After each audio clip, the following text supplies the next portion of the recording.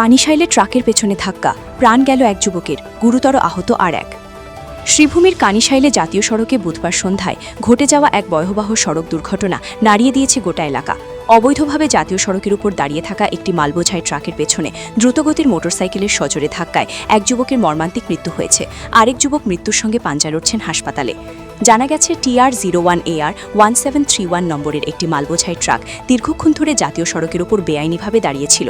ঠিক সেই সময় দ্রুতগতিতে আসা AS10E 3475 নম্বরের একটি মোটরসাইকেল নিয়ন্ত্রণ হারিয়ে ট্রাকটির পেছনে সজোরে ধাক্কা মারে।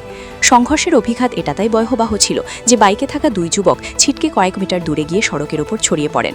স্থানীয়রা দ্রুত উদ্ধার করে আহতদের করিমগঞ্জ সিভিল হাসপাতালে নিয়ে যাওয়া হয়, কিন্তু চিকিৎসকদের সমস্ত চেষ্টা ব্যর্থ করে হাসপাতালে পৌঁছানোর কিছুক্ষণের মধ্যে মৃত্যু হয় এক যুবকের। মৃতের নাম প্রবীর ঘোষ বলে জানা গেছে।